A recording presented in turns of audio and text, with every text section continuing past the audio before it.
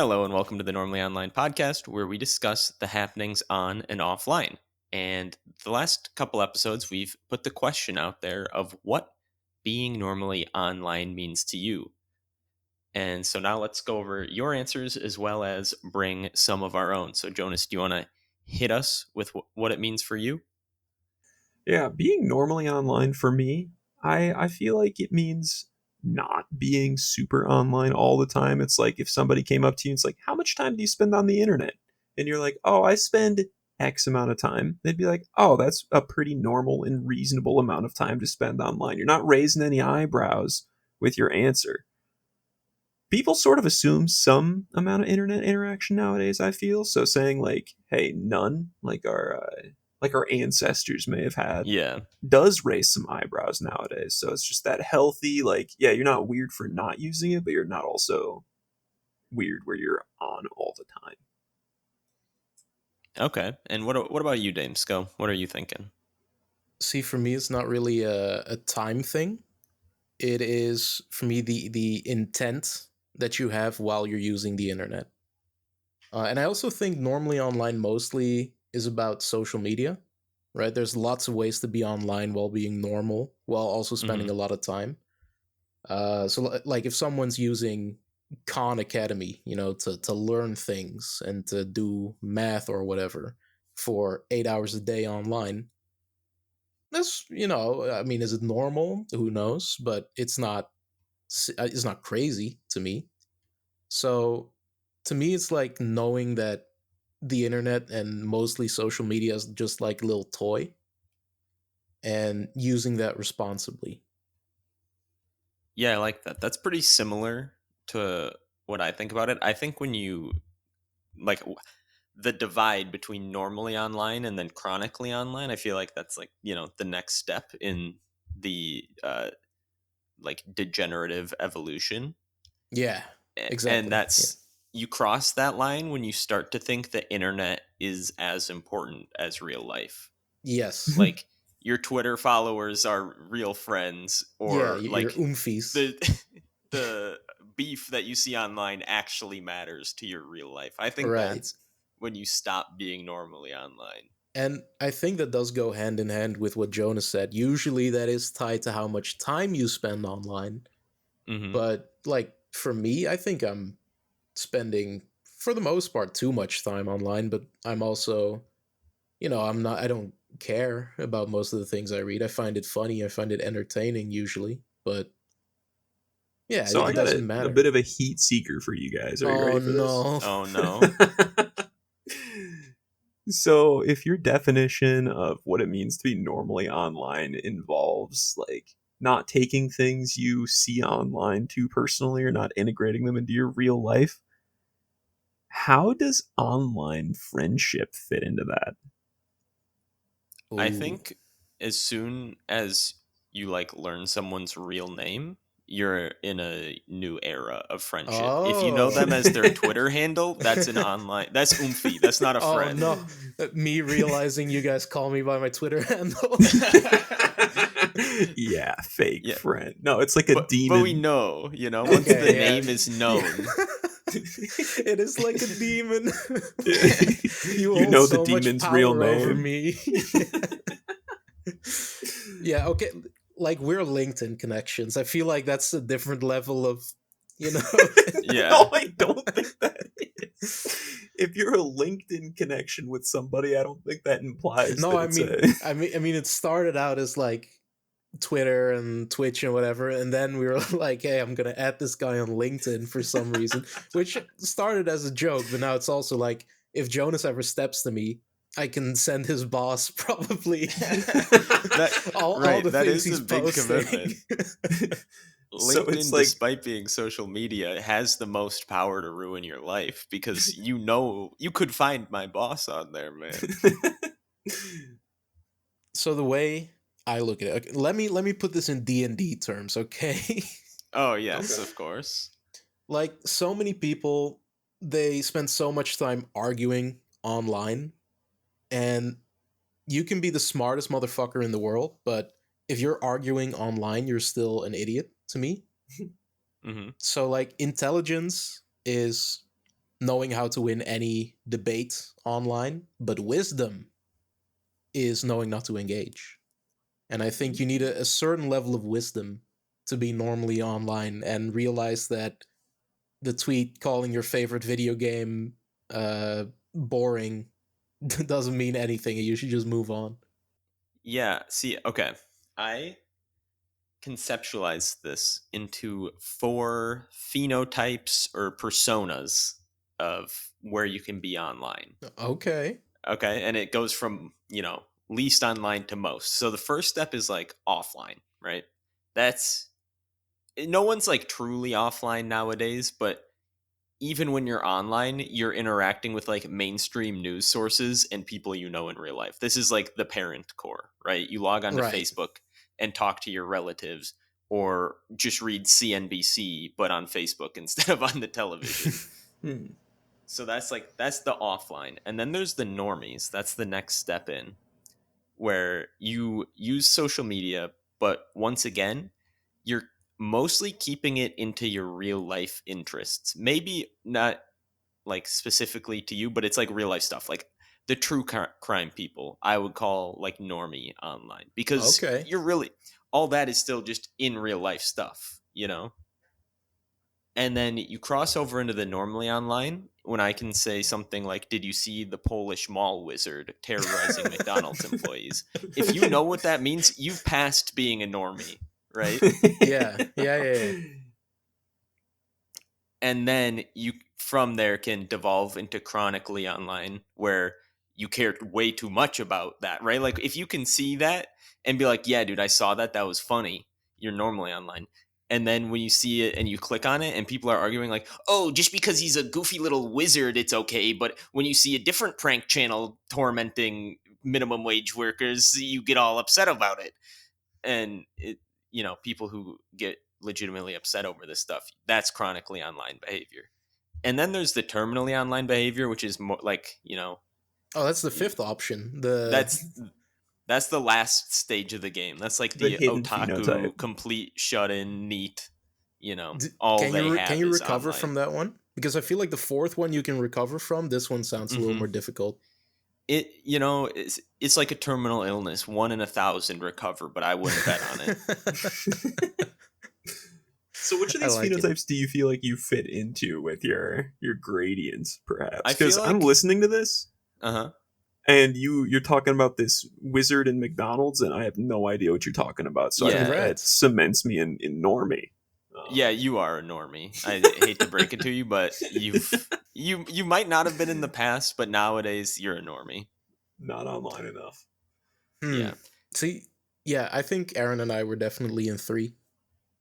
I immediately knew about the Polish mall wizard. like, I vividly just had the mental image of him running through the mall. Yeah. Um, but I will say, I think one thing that puts you in one of the quadrants here is also how you respond to being called a normie. Hmm. Because like as a teenager, if someone called me a normie, I'd be offended. Nowadays, I'm like, thank God, brother. Yes, I am. I'm very good at LARPing as a normie, I guess. Hmm. How does it Yeah. feel, Jonas, to be one? To be a normie, see, I have my own list of phenotypes that I wanted to talk about today because Oh, when you're out in the world, I feel like people interact with you in a very particular way. Like they assume a lot about you just by meeting you. And I guess like you have that phenotype of offline or normie, but there's also sub phenotypes that exist outside of the scope of the internet. oh That's yes. true. I correct. Yeah, my Yeah, phenotype listing is strictly in terms of how online you are. There's definitely the real life phenotypes out there. yeah. And I want to talk a little bit about that. Like, for some people, they have like resting bitch face or something like that, and then people just interact with them like they're a mean little bully. Or some people just like have this goofy vibe about them that you sense even before they open up their mouth. And you just start cracking jokes with them when you meet them immediately. I'm sort of curious to see what types of phenotypes in real life you guys also think you have. Daemsco, do you have any opinions on this? Yes. Um, I like none of the phenotypes that have been ascribed to me. I remember this was, I think, 2018. I was working part time at a video game company, and so when you work at a place like that, you're not as worried about like dress code, for instance. So you're wearing like a graphic T-shirt or a hoodie with like your favorite metal band on it to the office, and no one really cares. And so some people went to PAX, right? And now everyone at the office knew that I was a big D&D nerd at the time. Yeah. And they go to PAX, and I ask someone like, "Hey, if you see some cool dice, please hit a boy up, because over here it's not a huge hobby, so it's harder to find them." And they come back from PAX, and my manager at the time, she walks up to me and she goes, "We were at the D&D section of PAX, and there were like hundreds of you." And I'm not exaggerating when I say I immediately just kind of flipped the script. I started working out more and like changing things up, because I don't just want to be, you look at me, you immediately like, "Oh, this guy's a dungeon master," and not the cool kind. But that has changed. So I now work in what I would describe a normie environment, which I very much enjoy. And I switched up the wardrobe, kind of switched up a lot of things about my look. But now I think it's even worse, because I've heard from 3 different people who I work with that I strike them as a crypto guy. Oh, you can't win, Oh dude. Because no. not apparently I look like I should work in like fintech, and I, I Mm. I don't like it. So I'm desperately looking for my next. I'm now a podcaster, I guess. That's my new phenotype. There's So do not you a have lot like of an exit positives. strategy from your existing phenotypes, or is it just like hoping and praying? I Like, got nothing, man. I kind of like the fit I'm going with right now, but apparently it's crypto coded. How little about crypto you, core. Jonas? For me, this is not like every single time, every single phenotype, but with a very specific demographic, I get classified as this phenotype. And it's gonna take a little bit to set it up, paint the picture, get Yeah. the canvas ready.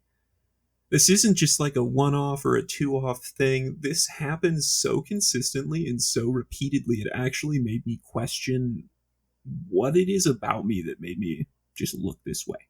Um, like deep internal thought, meditation for hours. It happens at airports, happens at grocery stores, at parks. But every single time I meet a middle aged woman, and for whatever reason have a conversation with her, she says, you remind me a lot of my son.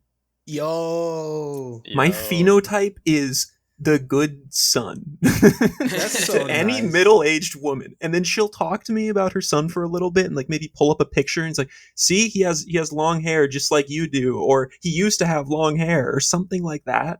Or just like, yeah, he's a good boy. He's doing what do you do?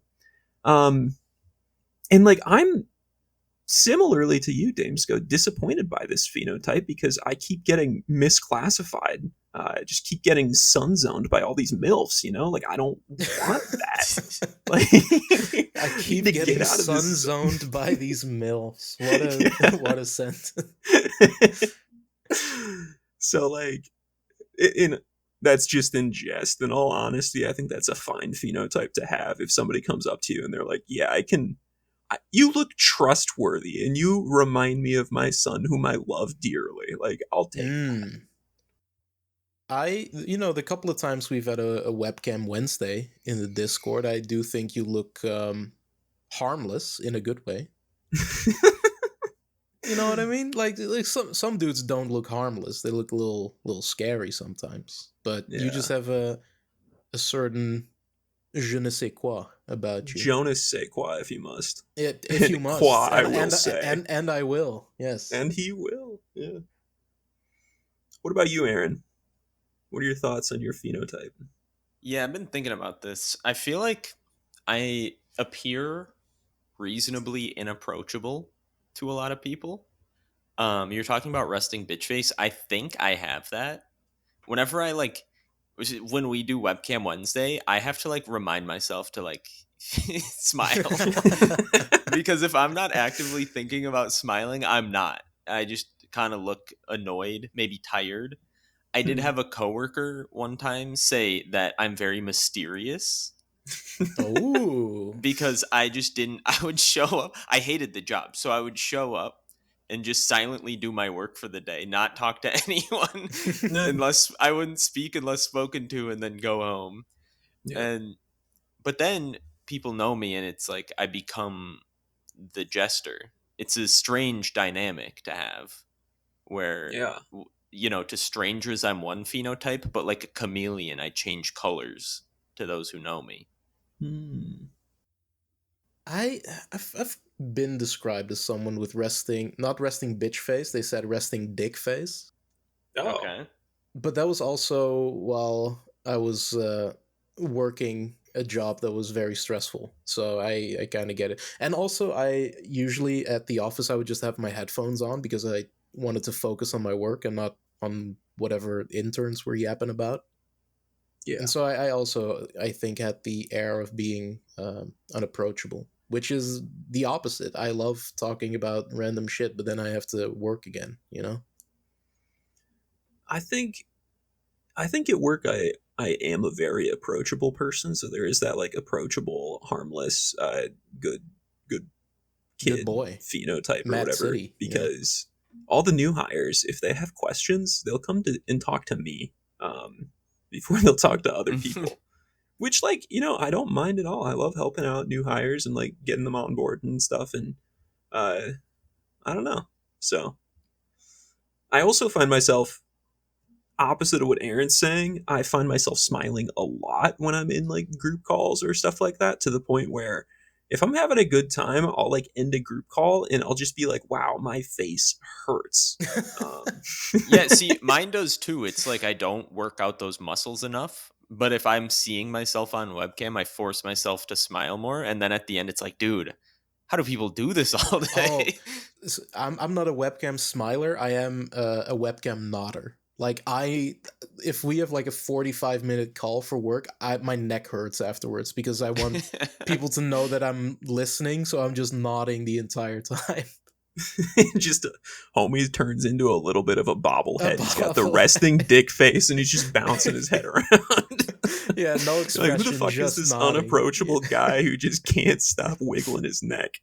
There's also, I don't know if this is a phenotype, but whenever something needs lifting, there's some gender stereotypes going on. Like if something needs lifting at the office, generally they'll ask like some guys that say I don't want to get into it. But for some reason, even if there's like a group of six of us, six men around the office, they'll be like, hey, you specifically, can you come and help lift? And I don't look strong. I don't want to lift things. I want to type on my keyboard. Yeah, for me, I don't know what this says about me, but for me, it's that with eating people's leftovers. Like if you're out to dinner, if you're out to dinner with a group and someone doesn't finish their meal, they're like, "Aaron, you want to try this?" Oh And my I'm like, I god. "Yeah, I guess, but why me?" I think that means that you're like dad coded, because I like Oh that's a yeah. very dad activity to do, like eating the rest of the kids' leftovers. I am also an extremely fast eater. So Uh, people are like, "Oh, I haven't seen him eat in a half hour and I still have food on my plate." So I guess I'll offer him some scraps to hold him over. I'm such a slow eater because I'll just keep yapping throughout the entire dinner. Oh, we know, Mister Yeah. 2 slices in 12 minutes. I actually the other day we had a Pathfinder session and we ordered pizza and just eating that pizza I was thinking about you because I finished that motherfucker in less than 12 minutes and I was just thinking like Jonas would be like he'd be eating cold pizza by the end of it. Yeah, But probably. so something like that like slow eater that's not big enough to be a phenotype, right? That's like a character trait in an Yeah. Yeah, RPG. It's a yeah, and very that's also it's like, a sun coded trait. Oh, Although yeah, that's probably not true. I feel like the sun code is to eat very fast. depends on the age of the sun. I think it That's also true. depends on your siblings, if it's like a free for all when it's dinner time, or if it's like everybody gets their plate of food and you just like, I don't know, behave. Like, I'm curious though too, listeners, what phenotypes do you all think you have? Now that you've heard our little phenotypes that we think we have. And I would also like to know, how rare do you think that phenotype is? Mm. Yeah, Because I think my phenotype's like uncommon rarity. I'm yeah, uncommon as well. I've the crypto bro, the D&D guy into crypto bro is a very common pipeline, I feel. Yeah, but just based on appearance, I feel like when I'm like looking at internet videos, I see 3 Jonases a day. So maybe you're a Yeah, common phenotype. Maybe I am. I do remember when we were just sending like videos and pictures of people who look like Jonas.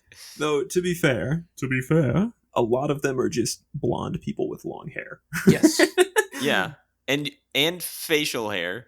Okay, Yeah. wait, this actually got my ego so inflated one time. I was in Hawaii just walking around and there was this little band playing and I was like, you know what, I'll toss them a couple of bucks. So I like take out some change from my wallet and I throw some money to the buskers in their little hat. And the dude goes, "Hey, thanks, Thor." And I'm like, "Oh, okay." I just Yo. like Yo. walk away, like a little bit, chest puffed out, like, okay, I'm Thor now. Give me the hammer. I'll pick it up. That's a great pull. Yeah.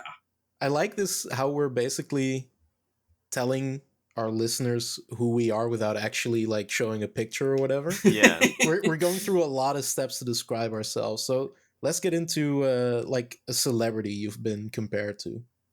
Oh, Jonas is Chris Hemsworth. Congrats. yeah, I'm Jonah Hill apparently and Seth No, Rogen. me too. Yeah, that was the one in high school, and this was before Jonah Hill got fit. It was back when his thing was being the fat Jewish guy. People were like, "Yo, it's skinny Jonah Hill" when they saw me. See, when they saw me, they just said that's Jonah Hill. Dude, it's tough being a brunette with curly hair who's like a little big, like not even like that big, but if you have any Yeah. size to you, Seth Rogen, Jonah Hill, it's locked Mm. in. What's fucked up is I don't have brown hair or curls, so they just called me fat. Ouch. It's Seth Damn. Rogen, Jonah Hill, and then Zach Galifianakis, but Yep. and Jack Black. But Jack Black I'll take because he's a sweetheart. Jack Black would be a good one, yeah. So Also, if anyone, people. yeah, Oh no, you go go ahead. ahead. I don't Well, know where I was I going. was gonna say, if anyone wants to know what Jonas looks like, Google Marcus Vick, Marcus with a C, and then Vick Vik. That's literally him, 1-to-1. What There if you go. this was how books described the main character? They just went through this whole process. They're very dad coded and compared to Jonah Hill. Hill, yeah. Imagine like a crypto bro, but not. Imagine if Seth Rogen was a crypto bro and he also like used to be really big into D&D. But now he plays Pathfinder, so figure it out. Yeah. And now for a word from our sponsor. Today's episode of the Normally Online podcast is sponsored by your Steam backlog. We've all been there. You're browsing through the Steam summer sale, picking up a game or two at 80% off. You're excited. You might even go as far as to install the games that you just bought. But we both know you won't play them. You still have Divinity 2 installed and decide that this weekend you're gonna escape for joy without restarting this time. You're still gonna boot up Teamfight Tactics or start another Balatro run. Why play another game that might challenge you emotionally or intellectually when you can play your favorite comfort game again?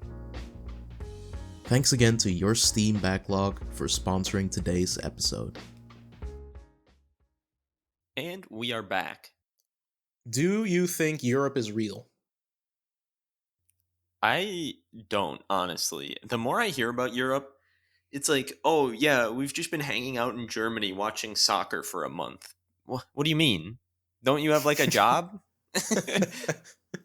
Okay, yeah. No, I mean, we get 25 vacation days usually in the Netherlands, so It's 5 work weeks. Some people like to save it for a big special event, whatever.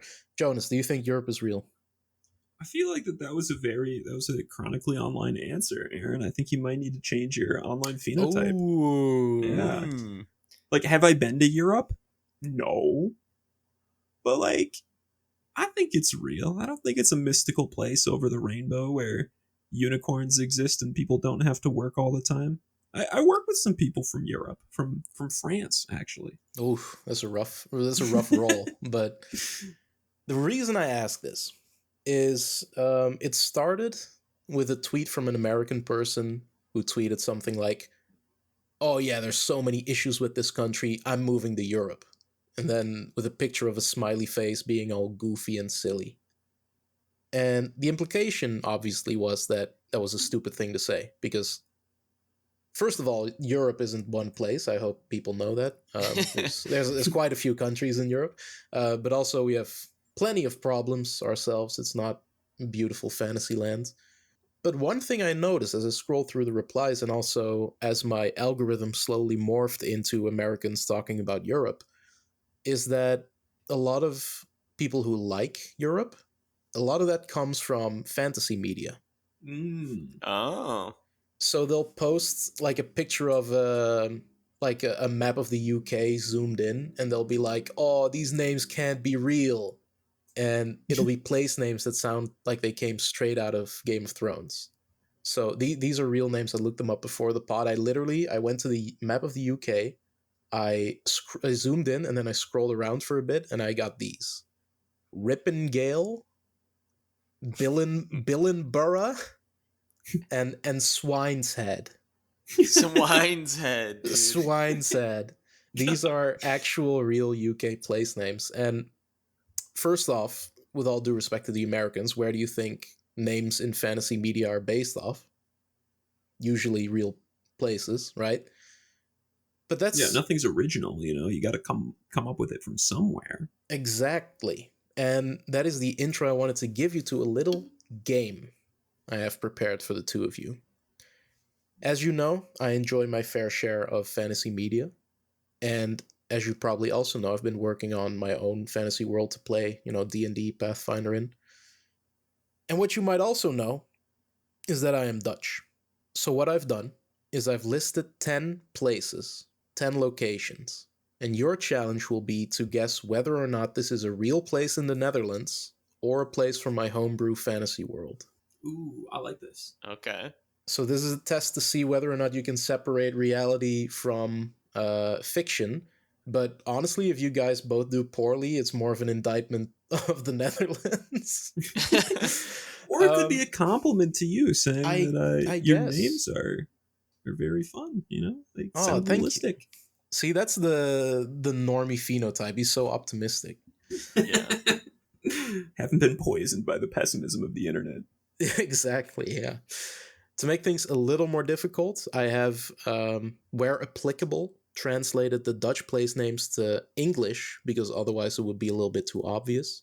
We're going to do 10 place names. I'm just going to ask both of you whether it's real or fake, and then after each one, I'll tell you if you were correct or not. The winner gets Dutch passport. My passport. Oh. Let's go. Does Aaron have an unfair advantage here because he's been studying Dutch? I don't think so. That's one of the reasons I translated them into English because otherwise he'd be like that G sounds Dutch. I don't buy it. So, number 1, Lions Ward. That's a fantasy name. Okay. Aaron? You're going fantasy? I'm going fantasy. I'm trying to think. I feel like the Dutch are kind of into lions, so I'm going to say Dutch. Lions Ward is a real place called Leeuwarden. Let's and go. it's a beautiful city. Second is Sweet Lake. Hey, no laughing aloud. No laughing aloud. Sweet Lake. Sweet Lake. And let's do it. So Jonas started the first time. Now Aaron starts, and then we'll alternate. Okay. So no one has an unfair advantage. Okay. You know what? just because I think it would be very funny, I'm going Netherlands once again. I think that's a real place. Okay, I Jonas. was gonna also say I think it'd be really funny if some dude just like set up shop at the end of a trip and went, gotta drink some water, and there's like some weird type of bacteria that makes it taste sweet in there, and he's like, sweet lake, and then gets like cholera. So I'm gonna say Netherlands because it'd be funny. It's a real place in the Netherlands called Zoetermeer. Let's go. Yep. Score 2-1 for Aaron. Next up, Feathermount. I think, okay, hear me out on this one. Mhm. Dutch people don't know anything about flying. They got their polder, they got their dams. They don't know about the air. Fake. Fantasy name. Aaron? I hate when people do this, but I'm gonna do it. I'm gonna metagame this and say that they're all actually Dutch names, and that's the joke. So I'm going real Dutch place. Feathermount is a location in my homebrew fantasy world. The kind of the, I guess one way you could have looked at it is that we don't have mountains. So it would be a little strange if we named a place after a mountain. Yeah, number 4. The score Yeah, we're is all tied up. 2-2. Nuenen. It is spelled Nuenen. Nuenen. Nuenen? Nuenen. Oh, I feel like my Dutch knowledge is like mental blocking me on this one because I know how you say new in Dutch and like how you spell Yeah. it, and that's wrong. But also, I know that the Dutch people love just making new spellings up for their words. So maybe, That's yeah, like a chicken and the egg problem, though, because it is. Daemsco's Dutch, so he could have come up with a new name, or the Dutch people could have come up with a new. Yeah. Okay. I I, went. You okay, know I'll say this name went through 0 translators. what? All right. I am going to go. I'll go for fantasy on this one. I'll mix it up. I'm gonna say real, and here's why. Mhm. That is exactly how I would pronounce one of the cities that you found in Civilization 6. It's like the 7th Dutch city that you found is called like Nguyen. Spelled differently, but I'm like, yeah, that seems close enough to the spelling there. Nuenen is a place I had never heard of before, and it is a real Dutch village with about Oh, 22,000 people living there. It apparently means the new place in Old Dutch. mm. I want to look up what this city is in Civ 6.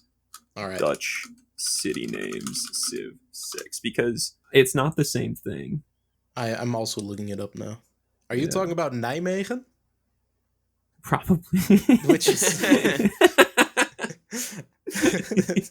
so, the pronunciation Nuenen, Nijmegen. It's sort of I close guess enough. it's close enough, yeah. So Jonas takes the lead with 3-2. Number 5, Saltspire. That sounds very fantasy coded. And like maybe I'm falling into the trap here, but I'm gonna say that's the fantasy. The D world. Am I allowed to ask how many more we have to go? 5 after this. Okay, so I was gonna say if this is like the last one or there's only one more, I just have to be opposite of Jonas to have a Yeah. chance. Yeah. But we got more. I'm gonna also go fantasy on this one. Both of you are correct. Yes. Oh, Then, next up, Harbruck. Farbruck? Harbruck. Harbruck. I will go fantasy on this one. And if you want my reasoning, this sounds like what you would name where the dwarves live. Oh, interesting. Jonas? I'm gonna say real because if you're putting a name Harbruck in your fantasy setting, I'm sorry, but that's the most boring ass town. Guess I'll kill myself because it is a place in my fantasy setting and it's all tied up and Jonas is dead to me. Was I right on it's where the dwarves live? It's not where the dwarves live. It's a human settlement that's kind of on the border between two nations that have a lot of tension. It's a very proto-European place, which is why it sounds boring. It was kind of by intention. Oh, see, you got me there. Got him with the intentionally boring tactic. It's intentionally basic. Then, one that isn't very basic, it's called Rune but it's spelled Rhoon. All right, Hmm. Jonas, Mr. Basic Fantasy. Hmm. I mean, that does sound sort of dope. If I'm just gonna start going off of like which ones sound cool or not, like Well, you now know that I've got some bad yeah, names. but you don't have that many bad names, right? Like, come on, this one. I'll go fantasy again. You'll go fantasy. Aaron? I think this one sounds too Dutch to be fantasy. I'm gonna go real. Do you think rune is real? I do. It is. It's pronounced roon in Dutch. Oh, So Yeah. 5-4. You've got three more. It's anyone's game. Goldmere. Goldmere. Goldmere. Goldmere. Is it mirror like mirror, or is it mirror like some weird like mire type thing? Mere. Oh, like a horse. No, that's Mare. Are you sure? I'm pretty sure. I'm Yeah. pretty sure. I mean, it's not my first language, but yeah, I think so. Okay. Hmm. I am going to go fantasy, and it's where the horses live. Okay, interesting. Jonas? I'll go real. People have been obsessed with gold as long as time. As Aaron takes the lead 6-4 with only two Oh, left. so I know where I got this from. I just looked it up. It Mhm. is because Shadowmere in Skyrim is spelled Ah. Mere. The gamer when he's confronted with real life. Yes, apparently it's just the Skyrim word for horse. And that's apparently where I got it from too. All right, I think Jonas starts off on the next one. It's Lodern. Lodern. LOD. What was it? Lodern. Let's go real. He's going real. Aaron? Uh, you know what? I'll just try to win it right here. I'm going fantasy. Aaron takes it 7-4. Lodern is where the dwarves live. That's where the dwarves That's where live. the dwarves live. Do you want to go for a high score? The very last one? Sure, why not? All right. Eastbrook. Eastbrook. That one. See, this sounds like you translated Oost something into English, so I'm gonna go. It's the Dutch place. Jonas, you want to go with your final answer here? I'm already out, man. It don't matter. You can Real get or a fake? respectable 5 out of 10 if you get it right. It's real. It is But I'm real. kicking the ground. Aaron, congratulations. You win the is Europe and the Netherlands, are they real competition? Congrats on your media literacy degree and your Dutch passport. Thank you. I actually was supposed to have a passport meeting to get an American passport, but we went to the wrong post office and then we couldn't make it to the right one in time. So we had to reschedule our passport meeting. Is it so does everyone usually have a passport over there, or is that a crazy thing to ask? Is this No, it's not a crazy thing to ask. I would say most people do not have one. At really? least most young adults. Maybe if you were looking at the older population, but I feel like everyone in their 20s goes through a spot where it's like, "Oh my god, I got to figure out how to get a passport." How much are you paying for a passport over there? I don't Good remember. question. I believe ours to get a new passport is like $200, a little less. What? That's Which is probably crazy. why a lot of young people don't have them. Those Yeah. $200 could be for rent, like Good a lord. sixth of your rent in a rural area. You know? Yeah, I think I How mu- paid like $50 for my. I paid $80 because I needed to get it like an express passport, Mhm. but usually it's like $50, I think. Yeah, Damn. after the first one it's cheaper to like once you renew it, I think it's like $30 cheaper. And also think it varies by state because everything does for some reason. Yeah. Of course, yeah, states' rights. Yes, Love states' that. rights. I feel like we kind of glossed over the Polish mall wizard, but he has been making waves on the internet.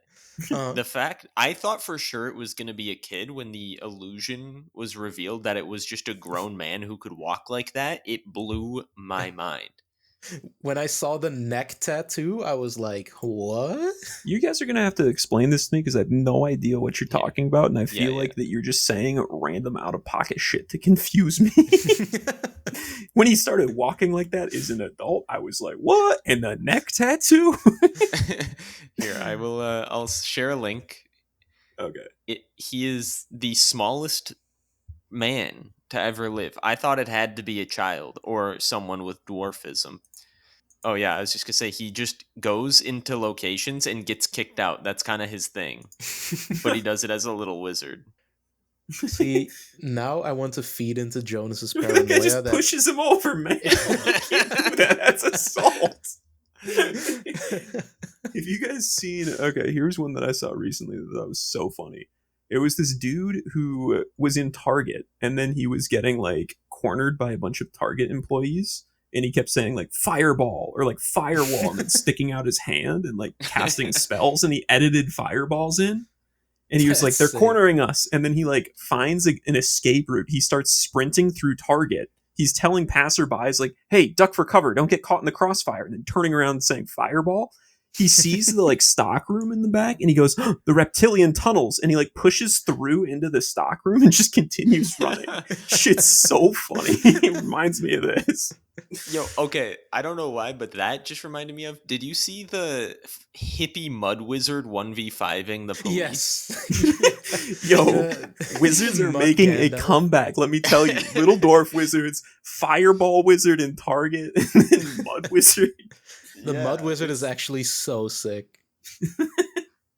It's the year of the wizard. No longer are we fighting; we are casting spells.